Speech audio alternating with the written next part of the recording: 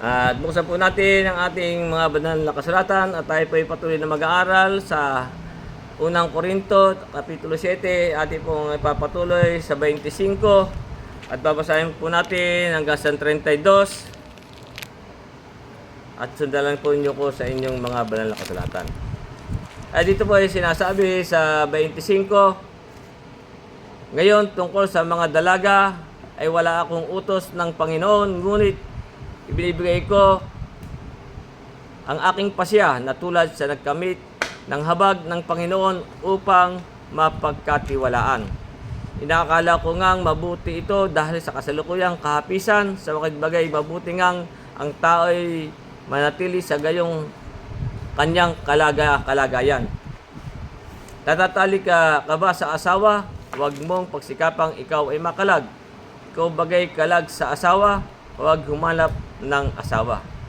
Ngunit kung ikaw ay mag-asawa ay hindi ka nagkakasala at kung ang isang dalaga ay mag-asawa ay hindi nagkakasala, datapot ang mga gayon nagkakaroon ng kahirapan sa laman at ibig ko sanang kayo'y iligtas.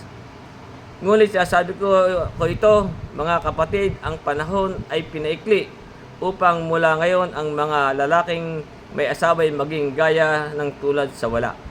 At ang mga nagsisiiyak ay maging tulad sa mga hindi nagsisiiyak. At ang nagagalak ay maging katulad sa hindi nagagalak. At ang nagsisibili ay maging tulad sa mga walang inaari.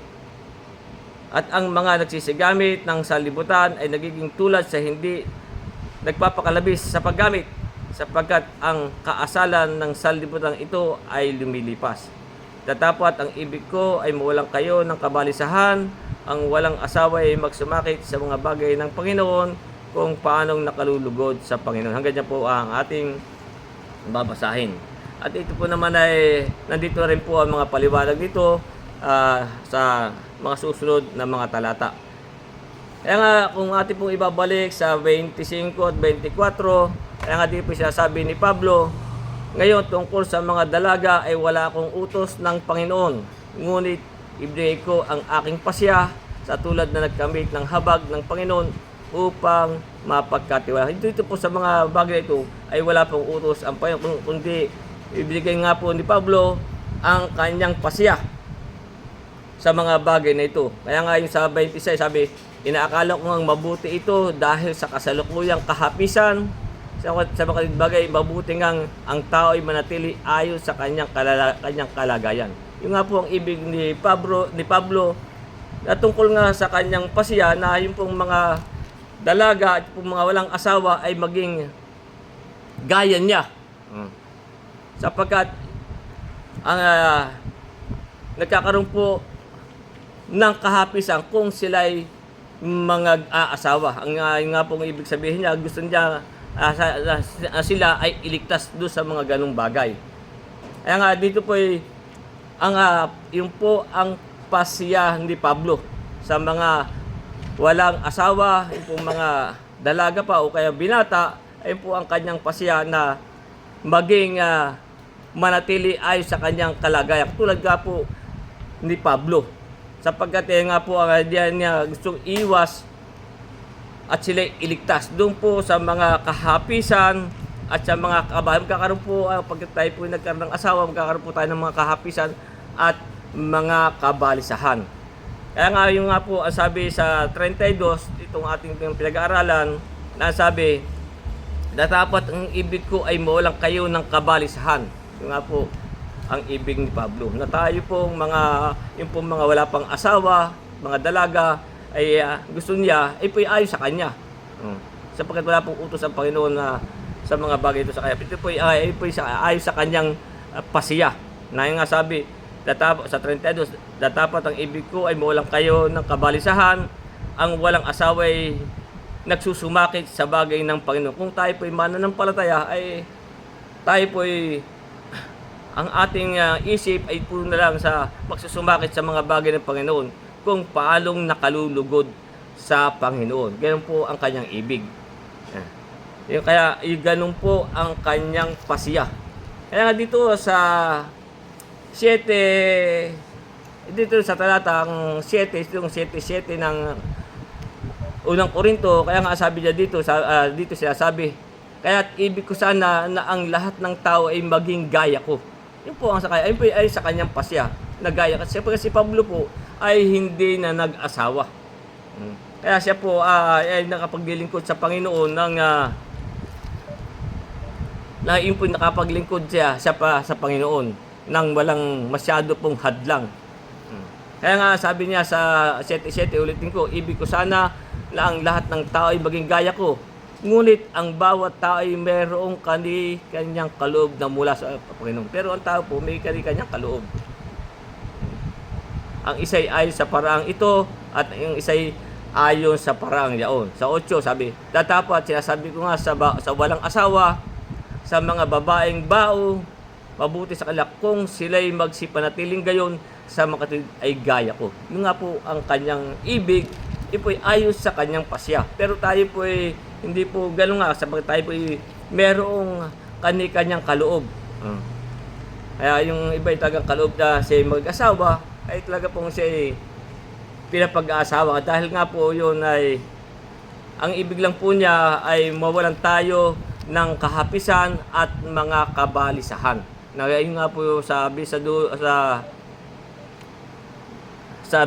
talatang 28 sa bandang baba, sabi na dapat ang mga gayon ay nagkakaroon ng kahirapan sa laman. Yun po talagang mga pag-aasawa, yun po yung nagkakaroon ng kahirapan sa laman at ibig ko sanang kayo'y iligtas. Pero yun po yung pasya ni Pablo ang mga ganong bagay. Sapagkat nga po siya ay hindi na nag-asawa. Kaya nga po yun siya hindi gusto tayo iligtas sa mga kahapisan. Kaya dito po sa 27 na sinasabi, natatali ka ba sa asawa? Kung tayo may asawa na, kaya nga sabi dito, natatali ka ba sa asawa? Huwag mong pagsikapang ikaw ay makalag. Kung tayo mo po nanampalataya na may asawa na, sabi huwag mong pagsikapan ikaw ay makalag. Ikaw ba'y kalag sa asawa? Kung tayo hiwalay na sa asawa, nakalag na tayo, huwag kang humanap ng asawa. Huwag na po tayong humanap ng asawa. Sapagkat tayo pong may asawa ay tayo po'y natatali habang nabubuhay ang ating asawa. Kaya nga, sabi nga dito sa talatang 12, 7:12 nito at pinag-aaralan, ng ating napag-aralan, sabi, tatapat sa iba ay ako nagsasabi, hindi ang Panginoon, kung ang sinumang kapatid na lalaki ay may asawang hindi sumasampalataya at kung kaloobang niyang makipamahay sa kanya ay huwag niyang hiwalayan. Huwag po nating hihiwalayan. Kung tayo may nananampalataya, tayo sa ganitong lumalakad, at tayo ang ating asawa hindi natin kaisa sa ating pananampalataya, ay huwag po nating hihiwalayan ang ating asawa. Sa 13 sabi, ang babaeng may asawang hindi sumasampalataya, kung tayo babae, at kalooban niyang makipamahay sa kanyang asawa, ay huwag niyang hiwalayan ang kanyang asawa. Huwag po nating hihiwalayan ang ating asawa. Sapagkat kung tayo hihiwalayan natin at tayo po hahanap ng iba, tayo po ay magkakasala. Sapagkat nga po ang sabi dito sa 39, nitong 7:39 na sabi, ang babaeng may asawa ay natatalian samantalang nabubuhay ang kanyang asawa. Nakatali po tayo. Ngunit kung patay na ang kanyang asawa, ay may kalayaan siyang makapangasawa sa kaninumang ibig niya sa kalooban lamang ng Panginoon. Kaya nga, ang bilib po sa atin ay huwag nating hihiwalayan ang ating asawa. Huwag na po tayo humanap ng ibang asawa. Magkakasala po kasi tayo. Kung tayo po ay nahanap ng ibang asawa, tayo po ay magkakasala ng pangangalunya.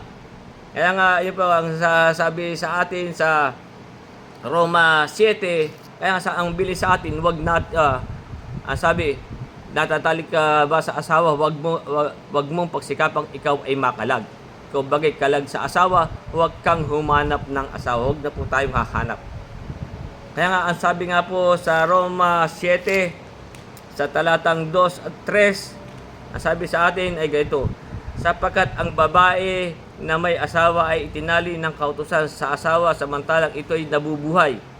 Habang nabubuhay po at tayo may asawa, tayo pinatatalik. Kung tayo po humiwalay, ay magkakasala po tayo, sabi. Dapat kung ang asawa ay namatay, ay kalag na sa kautusan ang asawa. Doon po lang tayo makakalag. Kaya nga, kung samantalang nabubuhay ang asawa, kung tayo nabubuhay, humiwalay tayo, nakipaghiwalay, nabubuhay ang asawa, siya'y nakisama sa ibang lalaki o babae, tayo nakisama sa ibang babae o kung lalaki nakisama sa ibang lalaki, sabi, siya'y tatawaging mangangalunya. Dapat kung mamatay ang asawa ay laya na siya sa kautusan, ano pa siya'y hindi na mangangalunya, bagaman siya'y nakisama sa ibang lalaki. Kaya nga yun po ang bill sa atin, kung tayo huwag nating hiwalayan ang ating asawa. Kung man hindi natin kaisa, o kaya kung tayo naman ay kalag na, huwag na tayong humanap ng asawa. Ngayon, kung alam nating namatay na yung ating asawa, na tayo iniwalay, may kalayaan na po tayong mag-asawa. Yan po ang bilis sa atin sapagkat tayo po'y magkakasala ng pangangalunya o pakikiapid. Yun po ang bilis sa atin sapagkat ang sabi nga sa atin dito sa 6:18 ditong Korinto, kaya nga sabi sa dito, magsitakas kayo sa pakikiapid. Lahat ng kasalanang gawin ng tao ay nasa labas ng katawan, ngunit ang gumagawa ng pakikiapid ay nakakasala laban sa kanyang sariling katawan.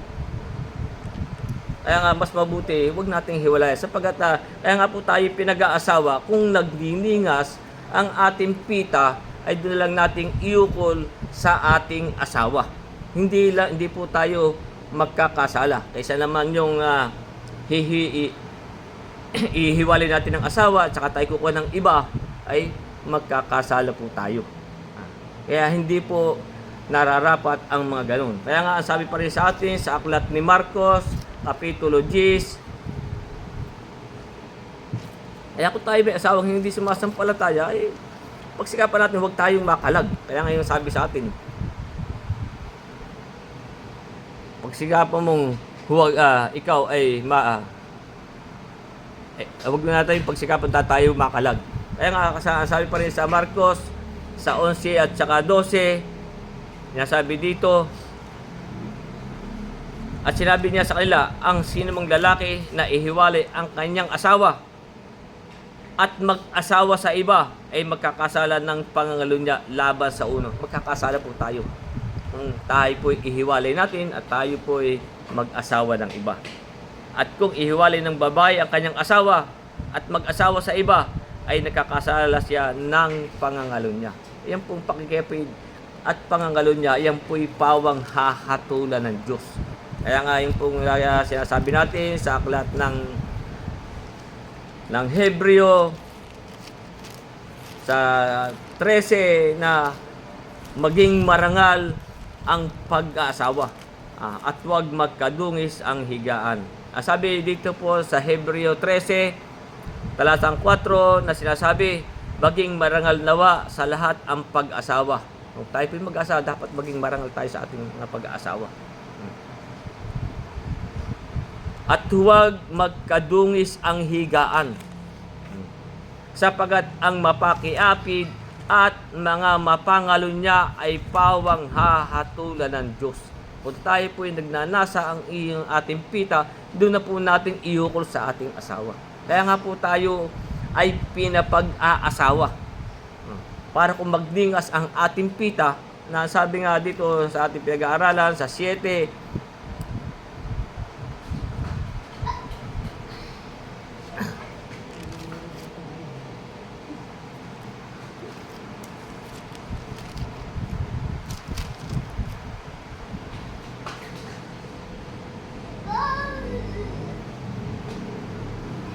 dito sa 7:9,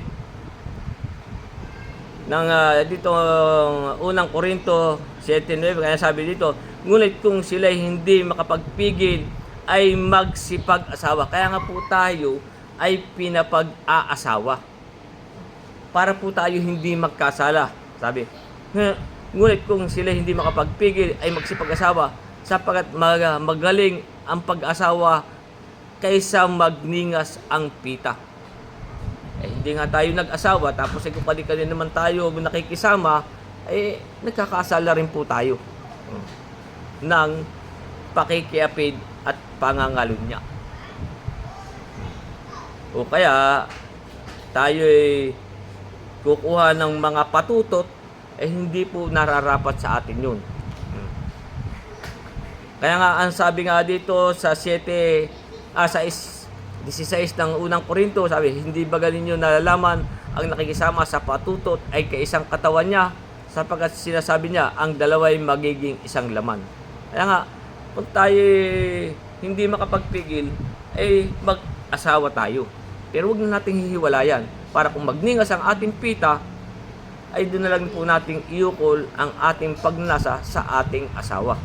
Kaya nga sabi sa 7:2, itong unang Korinto, sabi, datapwat dahil sa mga pakikiapid, ang bawat lalaki ay nagkakaroon ng kanyang sariling asawa at bawat babae ay nagkakaroon ng kanyang sariling asawa. Kaya para hindi na po tayo magkasala ng pakikiapid o pangangalunya, tayo magsipag-asawa na lang tayo kung tayo'y nagniningas ang ating pita. Pero kung tayo may asawa na o tayo kalag na, nga sabi sa atin sa 27, natatali ka ba sa asawa? Huwag mong pagsikapang ikaw ay makalag. Kasi kung magnasa ang ating pita, doon na lang sa ating asawa.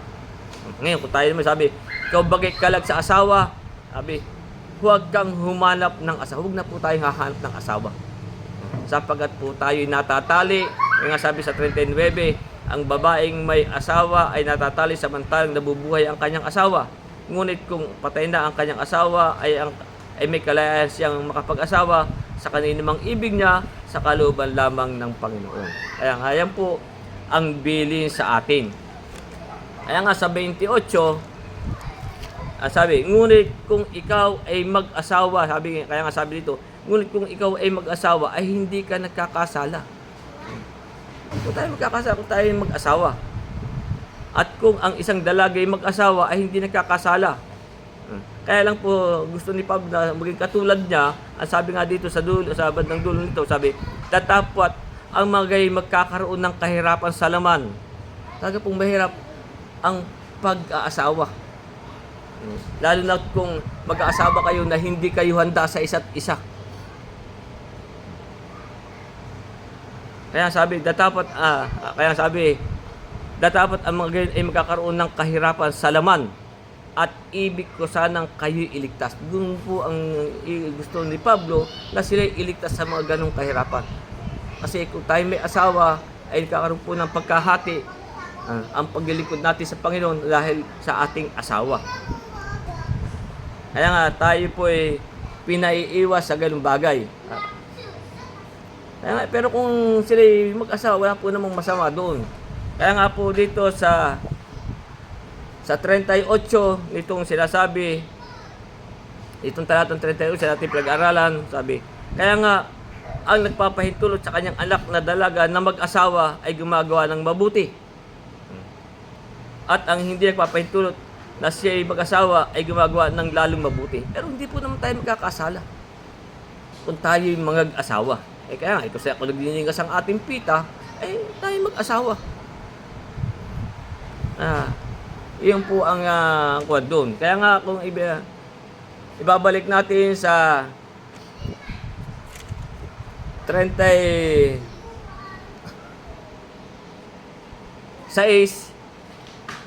nitong ating pinag-aaralan sa 7:36 itong unang Korinto, sabi, ngunit kung iniisip ng sinumang lalaki na hindi siya gumagawa ng narapat sa kanyang anak na dalaga, kung ito'y sumapit sa kanyang sa katamtamang gulang at kung kailangan ay sundin niya ang kanyang maibigan, hindi siya magkakasala. Bayaang mag-asawa sila. O bayaan natin mag-asawa.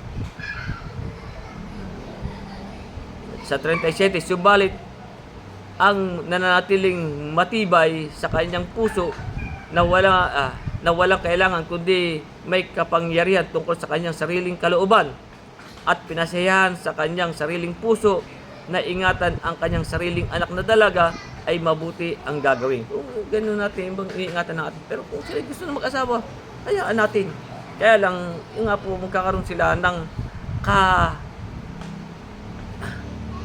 ng kabalisahan at kahapisan. Nakita po naman yung pag-aasawa sa panahong ito. Ang unang nabibigatan din ay tayong mga magulang. Tayong mga mayroong tayo pa rin. Responsibilidad din natin. Talaga pong ganun. Pero po'y ang pasiyan ni Pablo na kung tayo'y mag-aasawa. Wala tayo. Kaya nga sabi sa 32, ulitin yung 32 hanggang 35, sabi, tatapwat, ang ibig ko ay mawalan kayo ng kabalisahan. Kaya nga po yung gusto sabi ni Pablo, para siya maging katulad niya, sabi. Tatapwat, ang ibig ko ay mawalan kayo ng kabalisahan, ang walang asawa ay nagsusumakit sa bagay ng Panginoon. Kung tayo po tayo magsusumakit sa bagay ng Panginoon, kung paanong nakalulugod sa Panginoon. Ngunit ang may asawa ay nagsusumakit sa mga bagay ng sanlibutan. Siyempre, talagang tayo kailangan natin maghanap buhay, kailangan natin gumawa ng mga hindi po tayo. Kaya nga, ngunit ang may asawa ay nagsusumakit sa mga bagay ng sanlibutan kung paanong nakalulugod sa kanyang asawa. At nagkakabahagi ang isipan. Doon nga po, nagkakaroon ng pagkakabahagi ng isipan.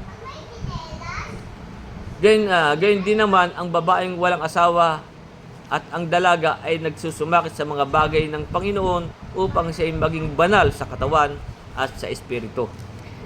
Ngunit ang babaeng may asawa ay nagsusumakit sa mga bagay ng sanlibutan kung paanong nakalulugod sa kanyang asawa. Ganyan po nagkakahati. Kung tayo wala ng asawa, kung tayo mga baon na, huwag tayo humanap pa ng asawa.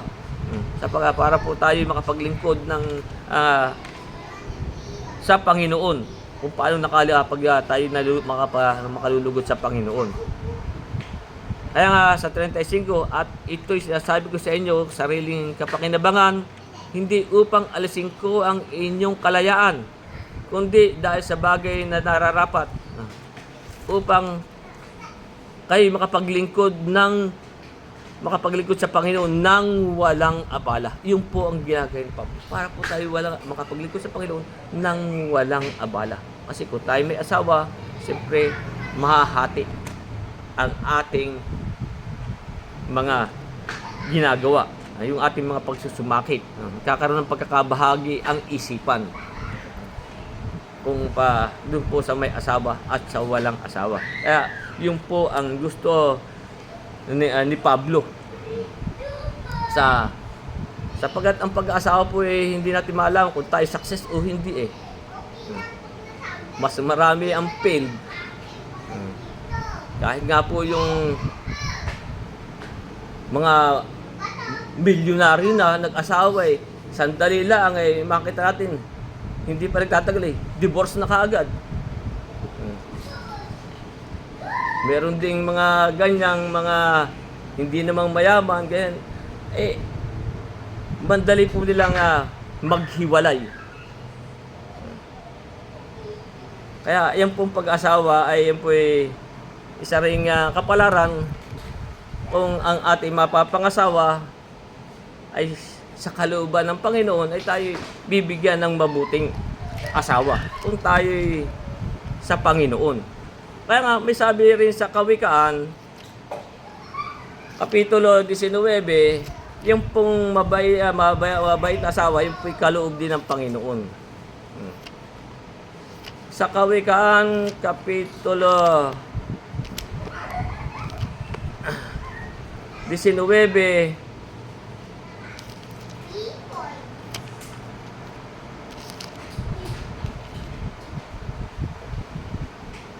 sa Kapitulo 19 ng Kawikaan, ang sabi sa 14 ay ganito. Kaya po'y kaloob din ng Panginoon kung tayo bibigyan ng mabait na asawa. Ang sabi ganito, bahay at mga kayamanan ay minamana sa mga magulang. Yung minamana talaga sa mga magulang. Eh, hindi, yan po ang hindi ko naman na yata. Eh, ay wala, bahala. Eh, yun ang kapalaran ko. Hindi ako binigyan ng mana. Sila na lang. Eh, bahala. Ay, ang ang masaya sa akin ay itong ganito sinasabi sa dapat na baba. Ngunit ang mabait na asawa ay galing sa Panginoon. Kung hindi man tayo binigyan ng bahay at kayamanan, ay ang ibinigay naman sa akin eh. Pakita.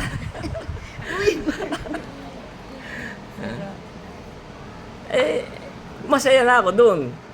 Kaya nga sabi, bahay at mga kayamanan ay minanas sa mga magulang. O hindi man ako binigyan ng ganyan ng aking mga magulang, may ako'y masaya na sapagkat bigyan ako ng Panginoon ng mabait na asawa. Kaya nga sabi, ngunit ang mabait na asawa ay galing sa Panginoon. Kaya nga, yung pag-aasawa rin ay isa rin po kapalaran yan. Hindi po tayo nakakasigurado, lalo na yung mga hindi nagbabasa ng banal na kasulatan. At meron din, sabi rin dito sa Kawikaan 12,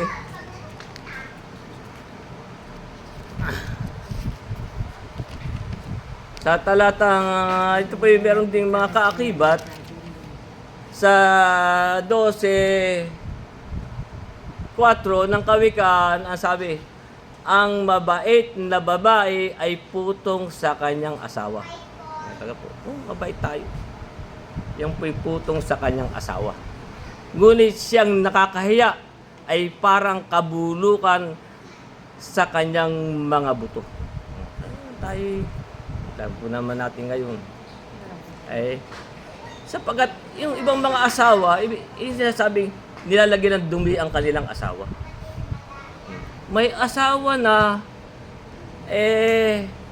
anak hindi pa nasiyahan, punta pa kay kumpare, punta pa kay ganon. Kaya nga, yung sinasabi ito, ang mabait na asawa ay putong sa kanyang asawa. Ngunit, siyang nakakahiya ay parang kabulukan sa kanyang buto. Yung nga po bang sinasabi, marami tayong nasasabi mga pasalitang kato, ay nilagyan ng dumi ng kanyang asawa. Nilagyan ng dumi sa ulo. Oo, yung ganun po yun. Kaya yung pag-asawa po, yan po ikapalaran kung tayo pinagkalooban ng Panginoon ng mabait na asawa. Kaya, diyan po tayo pinaiwas, sabi ni Pablo, pero mayroon po tayong kanya-kanyang kaloob.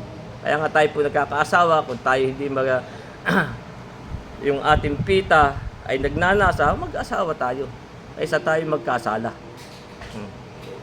Eh, yung po mga ganong, yung mga asawa, yun po yung sabi, mga nagpapatutot. Ay po napag-aral natin, yung pong patutot ay kung kani-kanino sumisiping. May asawa na hindi pa nasiyahan. Kaya nga po tayo pinag-aasawa para po tayo hindi magkasala. Kaya nga, ayun nga sabi sa atin dito sa unang Korinto sa 6:15, sabi, hindi baga nalalaman na ang inyong mga katawan ay sangkap ni Kristo? Kukunin ko baga ang sangkap ni Kristo at gagawin kong sangkap ng isang patutot? Huwag nawang mangyari. May asawa ka nagpatutot ka pa sa mga iba. Hindi po nararapat yun.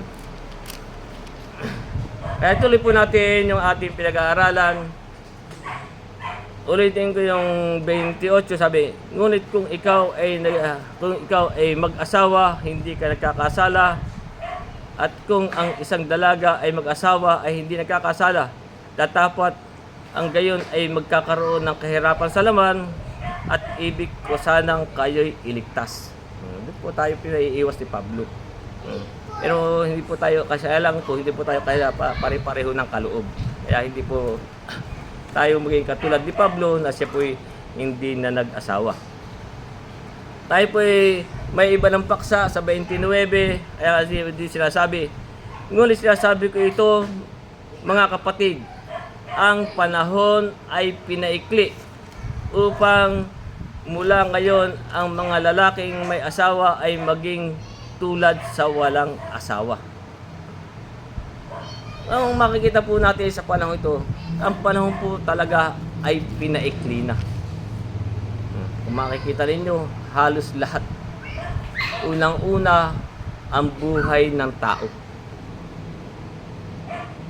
Kung makikita natin sa panahong una, ayon sa banal na kasulatan, ay ang tao po ay nabubuhay ng kulang-kulang 1,000 taon. Nasa 900. Ang pinaka mahaba pong natala sa banal na kasulatan na nabuhay ay si Matusalem. Nasa 969 ang kanyang naging edad. Gano'n. Ay sa panahon natin, mainip siguro tayo nung gano'n. Ay lang 100 taon ay nainip na yung iba eh. Ay yun sa panahong una. Mabubuhay ka nung ganong karami, ganong kahaba. Sa panahon po ni na Abraham, medyo paiksi na po ng paiksi, pati kina Moises, lalo na po sa panahon natin ngayon, ay maiksi na po ang buhay ng tao.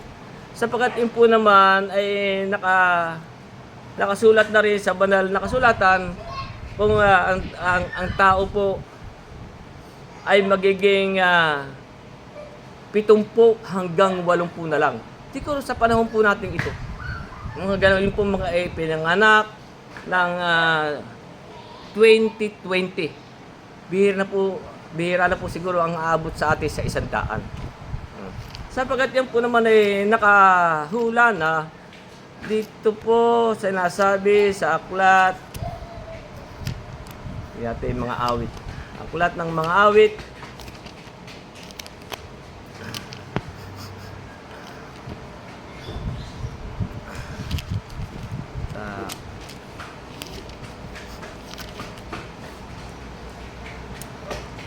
Sa awit 90, kapitulo 90,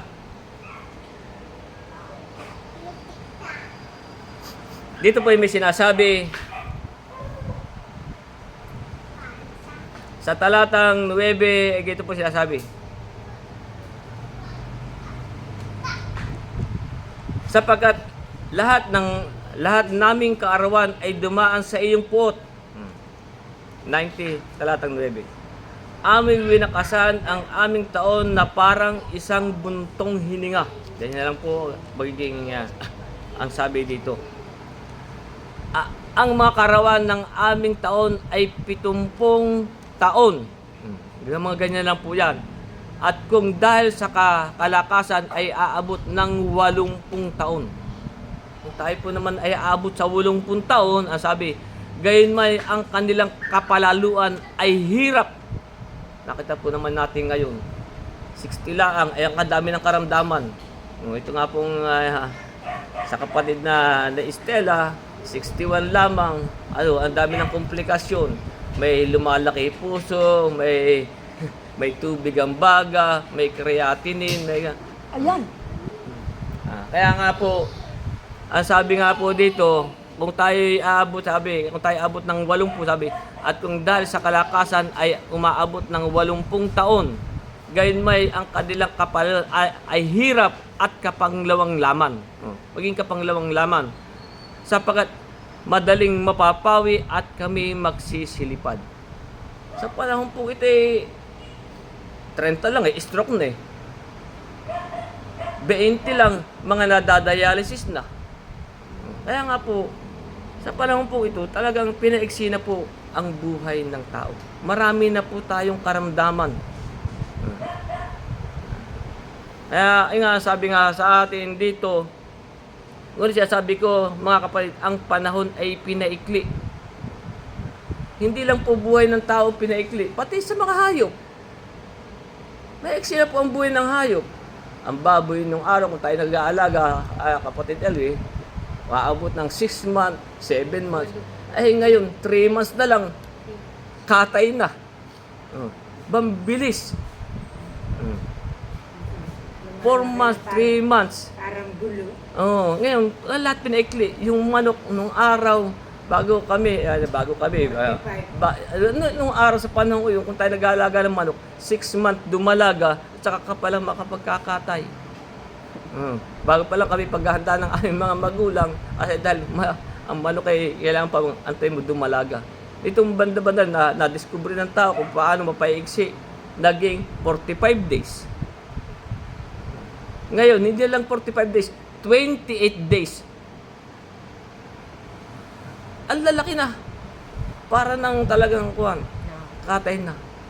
Ay, tinan kung anong ginawa sa panahong ito, kung ano yung hormones na itinuturok niya sa mga hayop, pati sa mga sa mga baka, baboy, sa manok. Marami pang chemical ang inilalagay niya para bumilis ang kanilang paglaki. At yan namang mga itinurok na yan, siya natin din kakainin. Kaya tayo'y apektado rin. Kaya tayo lahat ay pinaikli. Maging halaman. Ngayon, ang pinakamaiksing sa palay, 90 days yata, yung masagana, 6 na. Nung panahong una, aabot ng 5 months, 6 months, 6 na buwan bago ka umani. 2 beses lang sa taon. Ay, ngayon, 3 beses, 4 beses sa taon. ay 90 days, 6 na. Ay, ano yung mga sinaboy diyan na chemical, at hindi naman kakainin. Kasama na sa atin yung pag-iksi ng buhay yan. Dati ang mga palapalayan, pagka kami nagpupunta diyan, yung mga pinagtapakan ng kalabaw, merong dalag, merong hito. Ngayon, wala ka nang makita dahil sa mga inilalagay na chemical para bumilis ang pag-ani ng mga halaman ngayon. Nanguhuli ng buligid. Kaya nga, ang lahat po ng bagay ay pinaikli. Nagaganap na po yan sa panahon nating ito. Kaya nga, meron talata dito na tayo nga ba ang dinatan ng katapusan ng mga panahon. May talata po noon. Kaya tayo po kaya nga sabi sa atin, ngunit sabi ko ito mga kapatid, ang panahon ay pinaikli upang mula ngayon ang mga lalaking may asawa ay maging tulad sa walang asawa. Kaya nga po, ang lahat po ng bagay ay pinaikli na. Ang tanong, bakit po ito pinaikli? Bakit po pinaikli ang panahon? Kaya dito po sa aklat, ito po ay may purpose ang Diyos o ang Panginoon. Kung bakit sa panahon natin ay pinaikli na ang mga panahon. Dito po sa aklat ni Marcos, kung bakit pinaikli ang panahon sa 13, Marcos 13,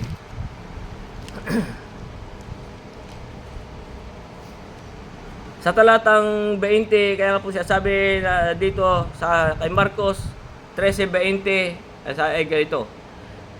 At malibang paikliin ng Panginoon ang mga araw, ay walang lamang makaliligtas.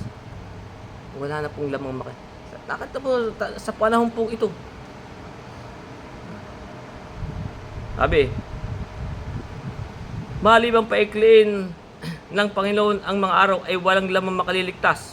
Datapot dahil sa mga hirang, yung po'y dahil sa mga hirang, na kanyang hinirang ay pinaikli niya ang mga araw. Pinaikli na po ang mga araw. Sapagkat yung sinasabi nga po sa aklat na ni Mateo, sa mga huling araw ay dadating ang panahong mapanganib. Tayo po ay nasa panahong mapanganib na. Sabi sa 2 Timoteo 3:1, ang sabi ganito, tatapot alamin mo ito, sa mga huling araw ay darating ang panahong mapanganib. Tayo po'y nasa huling araw na. Sabi, sapagkat ang tao ay magiging maibigin sa kanyang sarili, maibigin sa salapi, mayayabang, mga mapagmalaki, mapagtungayaw, masubay sa mga magulang, mga walang turing, mga walang kabanalan, walang katutubong pag-ibig, mga walang paglulubag, mga palabintangin, mga walang pagpipigil sa sarili, mga mabangis, hindi maibigin sa mabuti, mga lilo, mga matitigas ang ulo, mga palalo, maibigin sa kalayawan kaysa maibigin sa Diyos. May anyo ng kabanalan, datapot tinanggihan ang kapangyarihan nito, abi lumayo ka rin naman sa mga ito. Yan po, kaya tayo po yung pinaikli. Kaya nga ano sabi, at malibang paikliin ng Panginoon ng araw ay walang lamang makaliligtas. Datapot dahil sa mga hirang na kanyang hinirang ay pinaikli niya ang mga araw. Sino po itong mga hirang? Ang Diyos po ay meron pong siyang nahirang. Bago pa, o may napilit talaga, bago pa po itatag ang sanlibutan. Sapagkat nga po, ang sabi niya dito, sa Juan,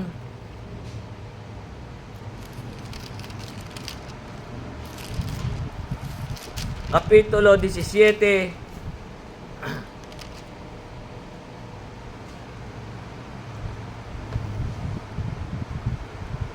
sa talatang 6, ang sabi dito, ipinahayag ko ang iyong pangalan sa mga tao na ibigay mo sa akin mula sa sanlibutan. Ito po sabi ng Panginoon.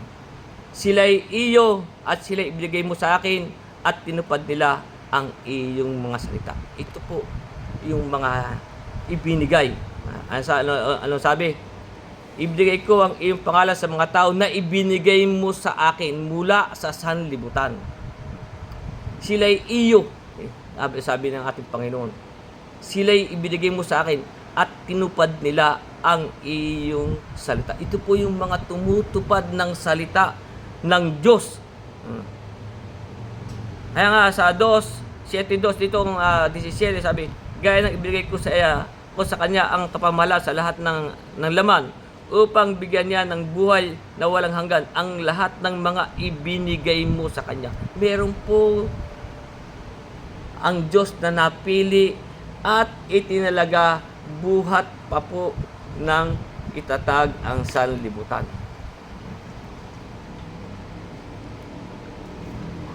Kaya nga, dito po sa aklat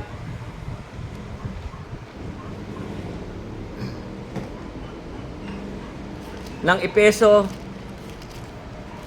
ito po itong mga nahirang. Ito po yung tinatawag. Kaya nga, ito po yung tunay na sumasampalataya at tumutupad ng kanyang salita. Ito po yung tunay. Dito po sa Epeso 1, na sabi nga sa 4 hanggang 5, sabi, ayon sa pagkapil niya sa atin sa kanya, bago itatag ang sanlibutan, upang tayo'y maging mga banal at mga walang dungis sa harapan niya sa pag-ibig. Na tayo talaga niya ng una pa sa pagkukup tulad sa mga anak sa pamamagitan ni Jesucristo sa ganang kanya, ayon sa minagaling ng kanyang kalooban. Epeso 1:11 sabi, tayo rin naman sa kanya ay ginawang mana. Sabi, itinalaga na tayo niya ng una pa ayon sa pasyan na gumawa ng lahat ng mga bagay ayon sa pasyan ng kanyang kalooban. Upang tayo maging kapurihan ng kanyang kaluwalhatian, tayong nagsiasa ng una kay Kristo. Kaya nga sabi sa 13, dahil sa kanya kayo rin naman, pagkarinig ng aral ng katotohanan, yun po talagang mga hirang, yun po mga napili, yun po yung pag nakarinig ng aral ng katotohanan, sabi, na kayo rin naman, pagkarinig ng aral ng katotohanan, ng ebanghelyo ng inyong kaligtasan, nasa kanya rin naman, mula ng una kayo, sa kanya naman, mula nang kayo'y magsisampalataya. Kasi yung pong lahat ng mga napilit nilagay, yung po'y sasampalataya. Yung po'y tatawagi sa pananampalataya. Kaya sabi, nasa kanya naman, mula nang kayo'y magsisampalataya, kay tinatakan ng Espiritu Santo na ipinangako. Na siyang patutuo sa ating mana hanggang sa ikatutubos ng sariling pag-aari ng Diyos sa ikapupuri ng kanyang kaluwalhatian. Hanggang dyan po muna. Kaya meron po ang Diyos na napili talaga buhat pa nung una. Yung po yung mga tinatawag, yung po yung mga hirang. Kaya paano po nating malalaman yung talagang napili at itinalaga? Yung nga po ang sabi dito na pagkarinig ng aral ng katotohanan ng Ebanghelyo ng Kaligtasan. Paano po natin malalaman kung tayo'y talagang napili at itinaga? Yung po'y ang sabi dito sa aklat ng mga gawa,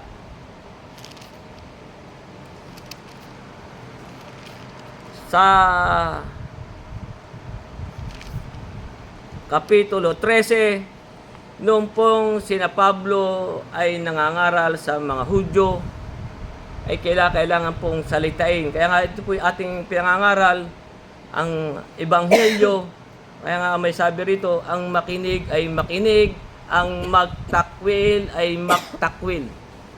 Sapagkat dito po ay talagang sasampalataya ang lahat ng mga itinalaga. Kasi po, ang Diyos po ay mayroong napili talaga buhat ng itatag ang sanlibutan. Kaya kung makita tayo sa Gawa 13, nang sila Pablo po ay nangangaral sa mga Hudyo, itaasan natin ang 46, ang sabi nga po dito ay ganito. At nagsipagsalita ng buong katapangan si Pablo at si Bernabe at nagsipagsabi, kinakailangang salitain muna ang salita ng Diyos sa inyo. Kaya kailangan sa yamang inyong itinatakwil at hinahatulan ninyong hindi kayo karapat-dapat sa walang hanggang buhay. Ano sabi? Narito kami ay pasa sa mga hintil. Kaya sila po, Pablo po ay punta sa mga hintil. Sapagkat ganito ang pinag-utos sa amin ng Panginoon na sinasabi, ilagay kitang isang ilaw ng mga hintil upang ikaw ay maging sa ikaligtas hanggang sa kahuli-huli ang hangganan ng lupa. At nang marinig ito ng mga hintil ay nagagalak sila at niluwalhati ang salita ng Diyos. Ano po ang sabi sa dulo? At nagsisampalataya ang lahat ng mga itinalaga sa buhay na walang. Sasampalataya sapagkat yung po'y nakatalaga sa buhay na walang hanggan. Yun po ang mga hirang. Kaya nga, kung ibabalik natin dito sa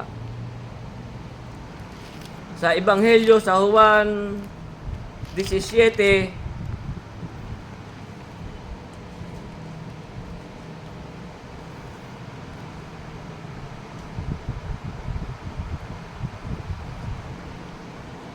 sa 17:12, kaya nga ito pong lahat ng napilit tinalaga, yun po'y sasampalataya. Pagkarinig ng aral ng katotohanan, sapagkat yun po'y nakatalaga na. Kaya nga sabi sa Juan 17:12, sabi, samantalang ako'y sumasa kanila, sabi ng ating Jesucristo, iningatan ko sila sa iyong pangalan, yaong mga ibinigay mo sa akin. Sila'y binabantayan ko at isa man sa kanila'y walang napahamak. Sino po ang napahamak? Kundi ang anak ng kapahamakan upang matupad ang kasulatan. Kaya nga, yung pong talagang mga napili talaga, yung po'y sasampalataya. Sasampalataya ang lahat ng mga, kaya nga po ang Diyos po ay may mga kaya hindi po tayo na nalulungkot kung tayo kakaunti, kung tayo man ay iilan, sapagkat inasabi sa atin dito sa aklat ng mga gawa. Ano ang sabi sa aklat ng mga gawa?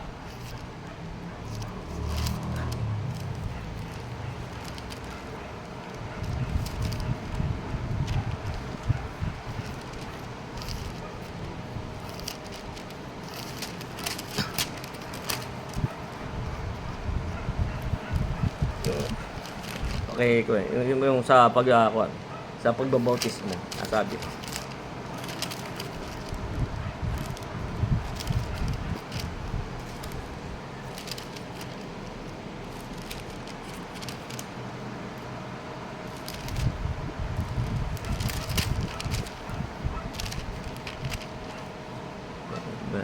Hindi ko na ipag yun.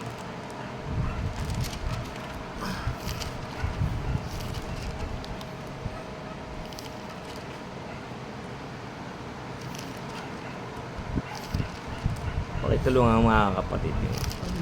Yung bang magsipagbotis mo kayo sa aklat ng mga gawa. Sa pangalan doon ng Kristo. Oo. Ano yun? Sa para sa kanya. Sa gawa ko niya.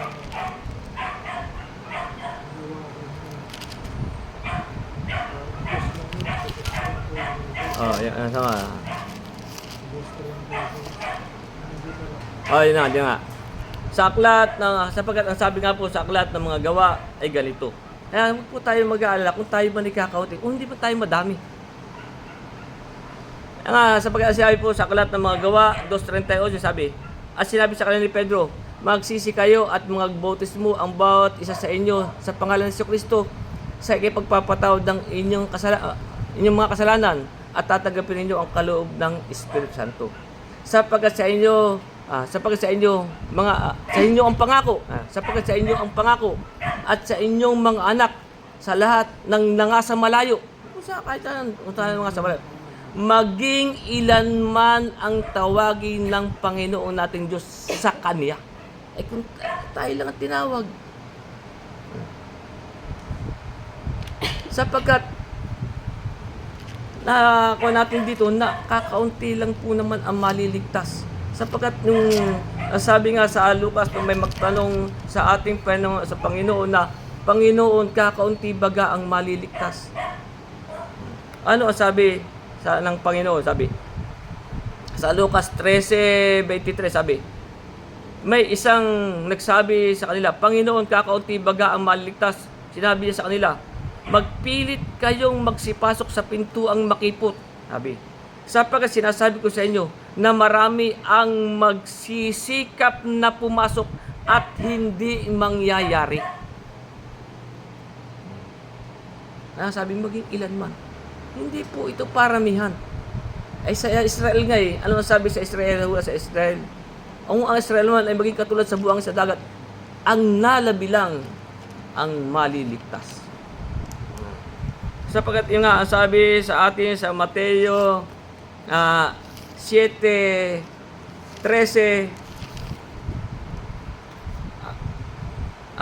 sabi ito, kayo'y nagsipasok sa makipot na pintuan, sapagkat maluwag ang pintuan at malapad ang daan patungo sa pagkapahamak, at marami ang dooy nagsisipasok. Sapagkat makipot ang pintuan at makitid ang daan patungo sa buhay. Anong sabi? Kakaunti ang makakasumpong noon. Pasalamat tayo. Kaya nga, yun po isang mga hirang. Kaya nga sa ating mga hinirang, ano sabi sa atin sa 2 Pedro, sa 2 Pedro 1 talatang 10, ay tayo po ay ang sabi sa atin dito sa uno sabi, kaya mga kapatid, lalong pagsikapan ninyong mga panatag kayo sa pagkatawag at pagkahirang sa inyo. Kaya nga sabi, dahil sa mga hirang, paikliin na po ang mga panahon.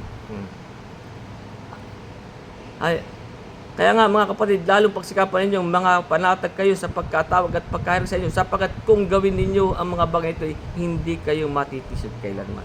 Ganyan po, kaya po pinaikli na po ang mga araw. Kaya tuloy na po natin, ngunit sinasabi ko ito mga kapatid, ang panahon ay pinaikli upang mula ngayon ang mga lalaking may asawa ay maging katulad na sa wala. Ang mga nagsisiiyak ay maging tulad sa mga hindi nagsisiiyak, at ang nagagalak ay maging tulad sa hindi nagagalak, at ang mga nagsisibili ay naging tulad sa mga huwalang pag-aari. Kaya nga sa 31, at ang mga nagsisigabit ng sanlibutan,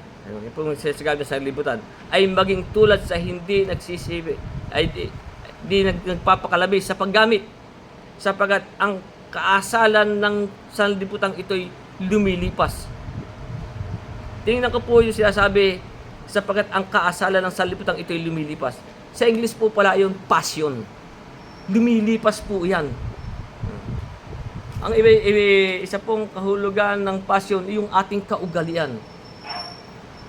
Lumilipas po yung iba'y sunod sa uso.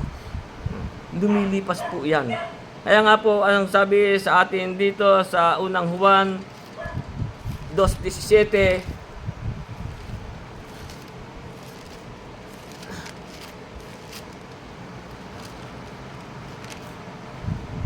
ang sanlibutan ay lumilipas. Lilipas po ito sa libutan. At ang masasamang pita niyon, dapat ang gumagawa ng kalooban ay mananahan magpakailanman. Kaya nga po, inasabi sa atin sa 31, ang nagsisigabit ng sanlibutan ay magiging sa tulad sa hindi nagpapakalabis ng paggamit, sapagkat ang kaasalan ng sanlibutan ito ay lumilipas. Lilipas po ito. Hindi po ito mananatili. Itong sanlibutan. Kaya sa atin, dapat ang gumagawa ng kalooban ng Diyos ay mananahan magpakailanman. Wala po nakakalam sa atin sa araw ng bukas eh. Maging ang ating buhay, ano ang sabi, tayo tulad lang ng damo. Nasa sandali ay tayo ay napaparam. Yung nga po ang sabi sa atin sa Santiago Kapitulo 4, lumilipas po. Sa Santiago 4:14,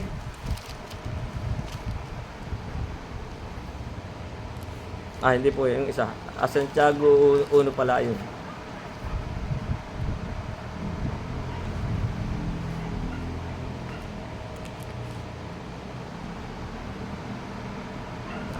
Mali pala yun.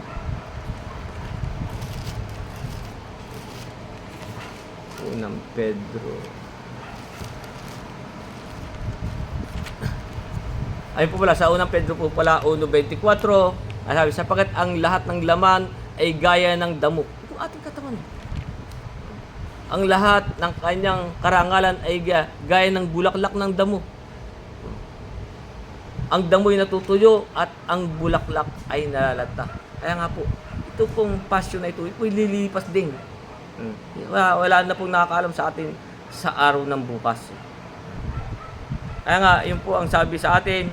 At sa 32, kaya sabi, dapat ang ibig ko'y mawalan kayo ng kabalisahan. Dapat po tayo dyan pinaiwas. Tayo po'y mawalan ng kabalisahan. Ang walang asawa ay magsumakit sa bagay ng Panginoon kung paano nakalulugod sa Panginoon. Kaya meron tayo sa atin, sinasabi, ilagak ninyo sa lahat. Ilagak ninyo sa Panginoon ang lahat ninyong pagkabalisa. Dapat po tayo ay hindi na tayo nababalisa sa anumang mga bagay. Kapag yun po yung utos sa atin dito po sa unang Pedro 5:7 na inyong ilagak sa Kanya ang lahat ninyong kabalisahan sapagkat kayo'y ipinagmamalasakit niya. Maging ang ating mga lakad, ihabilin na lang natin sa Panginoon. Ang sabi nga po sa aklat ng mga awit, Kapitulo 37,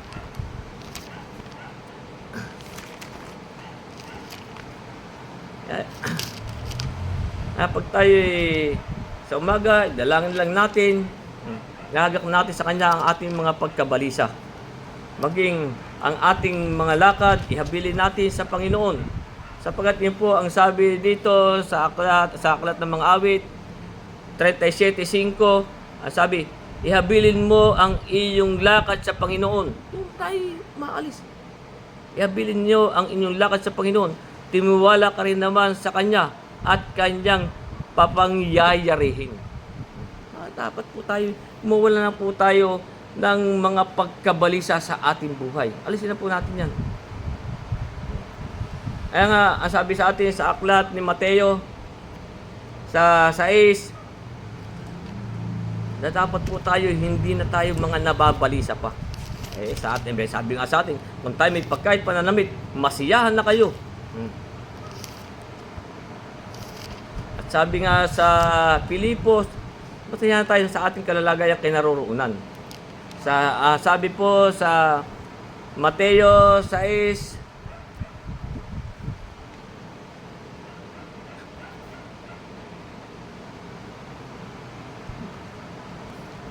sa 34, kaya nga sabi dito, kaya't huwag ninyong ikabalisa ang araw ng bukas, sapagkat ang araw ng bukas ay nababalisa sa kanyang sarili, sukat sa kanyang kaarawan ng kanyang kasamaan. Kaya nga sabi sa 33, datapot hanapin muna ninyo ang kanyang ang kanyang kaharian, at ang kanyang katuwiran, at ang lahat ng mga bagay ay pawang idaragdag sa inyo. Dadagdag na lang sa atin. Una po tayong mga balisa. Sapagkat sa ating pagkabalisa, hindi po yung makakatulong sa atin. Sa ating mga pagkabalisa, makapagdadagdag pa tayo sa sukat ng ating kung tayo mabalisa. Yung nga po ang sabi dito sa 27, ditong Mateo, at alin sa inyo ang at alin sa inyo sa pagkabalisa ay makapagdaragdag ng isang siko sa sukat ng kanyang buhay. Kung yung mga ating kinababalisa ay mamamatay na, hindi tayo dapat nababalisa. Hindi natin madadagdagan yun. Ayun po ang sinasabi sa ating huling talata, datapat ang ibig ko ay mawalan kayo ng kabalisahan. Huwag na po tayo mga balisa. Nga sabi sa atin, kung may pagkait pananamit, masiyahan na kayo.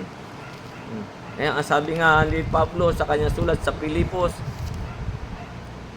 sa 4:11, sabi, hindi sa sinasabi ko ang tungkol sa kailangan. Ang sabi ni Pablo, sa mga kailangan, hindi sa sinasabi ko ang tungkol sa kailangan, sapagkat aking natutuhan, ito po ang dapat sa ating isang buhay, sapagkat aking natutuhan ang masiyahan sa anumang kalagayang aking kailangan. Ano ating kalagayan? Masiyahan na tayo. Ang masiyahan sa kalagayan ating kinaroroonan. Kung tayo naman ibigyan na ng mga pagkait pananamit, ano pa ba? Masiyahan na tayo. Kung ano pang ating tayo baliligalig pa sa buhay na ito. Kaya nga sabi, ang kasal, yung passion, lumilipas po yan. Pero ang mahalaga po, ang tayo, hanapin mo natin ang kanyang kaharian at katuwiran, idaragdag po sa atin lahat yan. Kaya hanggang dyan po muna ang ating pag-aaral. At tayo po